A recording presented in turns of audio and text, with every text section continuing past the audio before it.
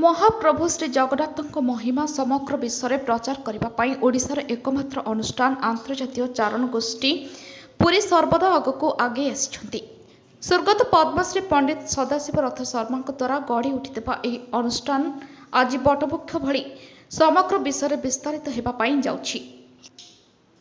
ଏହି ଅନୁଷ୍ଠାନର ସ୍ଥାୟୀ ସଭାପତି ହେଉଛନ୍ତି ମହାପ୍ରଭୁ ଶ୍ରୀ ଜଗନ୍ନାଥ। ଜଗନ୍ନାଥଙ୍କୁ ସର୍ବସ୍ୱ ମନେକରି ମହାପ୍ରଭୁଙ୍କ କାର୍ଯ୍ୟ କରିବା ପାଇଁ ସଦା ତତ୍ପର ହୋଇ ଉଠିଛନ୍ତି ଏହି ଚାରଣ ଗୋଷ୍ଠୀ। ବର୍ତ୍ତମାନ ଏହି ଅନୁଷ୍ଠାନର ମାର୍ଗଦର୍ଶକ ତଥା ଦଳପତି ଭାବେ ଡକ୍ଟର ଶରତ ଚନ୍ଦ୍ର ପାତ୍ର ମହାପ୍ରଭୁଙ୍କ ଆଜ୍ଞା ନେଇ ସମସ୍ତ କାର୍ଯ୍ୟ ସମ୍ପାଦନ କରୁଛନ୍ତି। ତାଙ୍କ ମାର୍ଗଦର୍ଶନରେ ଓଡ଼ିଶା ରାଜ୍ୟର କଟକ ଜିଲ୍ଲା ଅନ୍ତର୍ଗତ ମଧୁପୁର ଶାଖା ତରଫରୁ ପ୍ରଥମ ଥର ପାଇଁ ମାଲେସିଆ ଭଳି ରାଷ୍ଟ୍ରରେ ମହାପ୍ରଭୁଙ୍କ ଦିବ୍ୟ ଚେତନା ପ୍ରଚାର ପାଇଁ ଅଭିଯାନ ଆରମ୍ଭ ହେବାକୁ ଯାଉଛି। ଏହାପରେ ସିଙ୍ଗାପୁର ଓ ଦୁବାଇ ସହରରେ ମହାପ୍ରଭୁଙ୍କ ଚେତନା ପ୍ରଚାର ପାଇଁ ସେ ମଞ୍ଜୁର କରିଛନ୍ତି। ସର୍ବପ୍ରଥମେ ମାଲେସିଆ ସହରରେ ମହାପ୍ରଭୁଙ୍କ ଦିବ୍ୟ ଚେତନା ପ୍ରଚାର ପାଇଁ ପବିତ୍ର ବୈଶାଖ ମାସ ଷଷ୍ଠୀ ତିଥି ସୋମବାର ଦିନ କଟକ ଜିଲ୍ଲା ସଂଗଠକ ଲିଙ୍ଗରାଜପତି କଳ୍ପିତା ଶୁଭଲକ୍ଷ୍ମୀ ଓ ପିଠାପୁର ଶାଖା ଚରଣ ଅରବିନ୍ଦ ସାହୁ ଅଶୋକ ରାଉତଙ୍କ ସହିତ ମଧୁପୁର ଶାଖାର କୁନିଚାରଣ ଆଦ୍ୟାଶା ସାହୁ ମହାପ୍ରଭୁଙ୍କ ନିକଟରୁ ଆଜ୍ଞାମାଳ ପ୍ରାପ୍ତ କରିଛନ୍ତି।